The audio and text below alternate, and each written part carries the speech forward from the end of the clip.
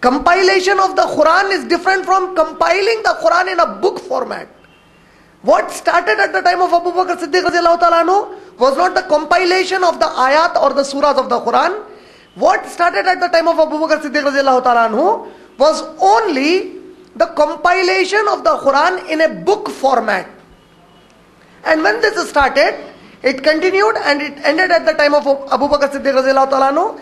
At the time of Usman radiallahu ta'ala anhu, when Islam has spread almost to the extreme east and extreme west. In the extreme east, we find the Sahaba have reached till Malaysia and Indonesia. And in the extreme west, the Sahaba had almost gone till Paris. In between these places, we find a lot of non-Muslim countries, which were non-Arab countries at the same time.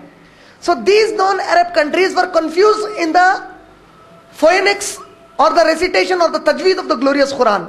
As a result, what Usman radiallahu anhu commanded was to write down the Quran in the Quraysh format. Because he said, Allah subhanahu wa ta'ala revealed the Quran to Prophet Muhammad sallallahu alayhi wasallam, who was from the Quraysh, and the Prophet sallallahu alayhi wasallam was revealed the Quran for the first time in the Quraysh dialect. The remaining copies he meant to be burnt away. After that, the 7 mushaf that were made at the time of Usman radiallahu ta'ala anhu were preserved in different places in his caliphate, which are still preserved with his seal on them as the 3rd caliph. And these are available in different museums of the world even today.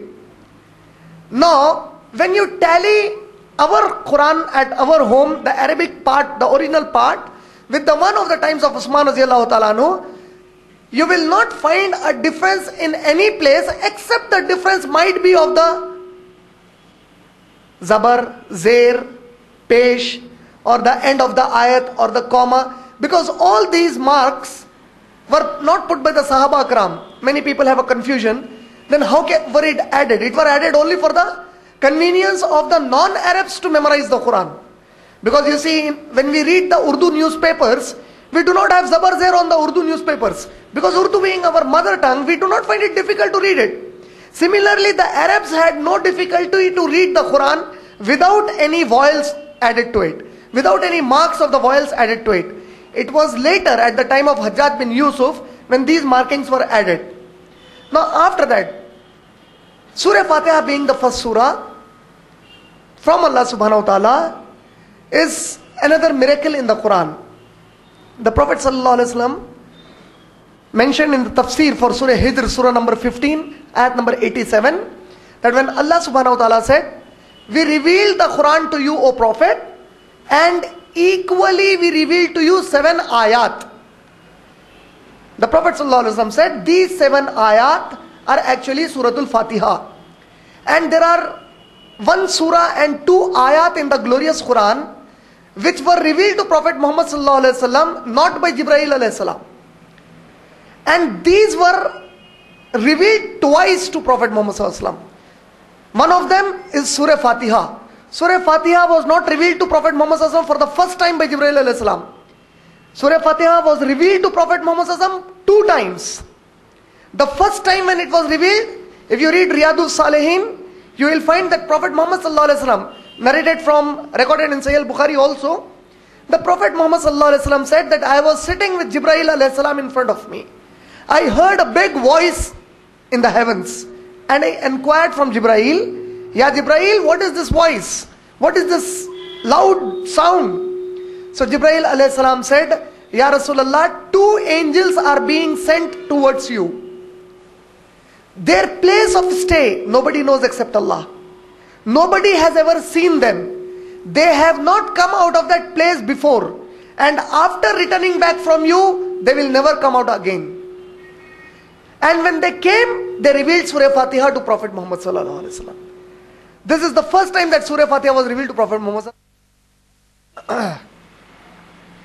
Then later, repeated by Jibreel alayhi salam.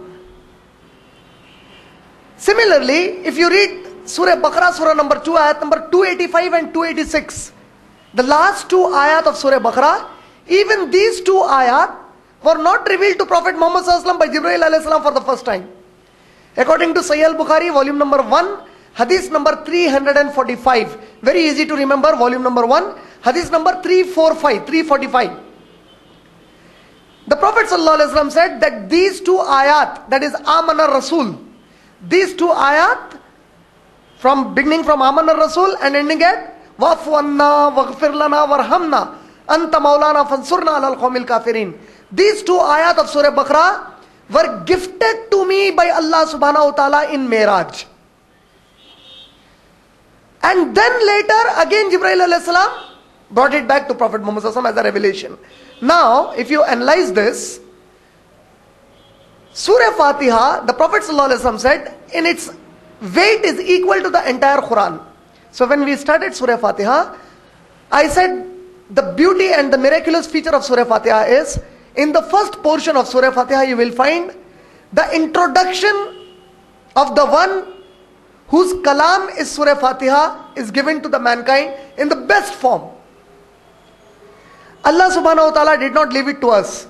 If you read Surah Luqman, Surah number 31, Allah subhanahu wa ta'ala already said that if you turn the entire trees in the world into pens, and if you turn the entire water into the world of the oceans and the rivers into ink, yet you cannot complete the glory of Allah subhanahu wa ta'ala.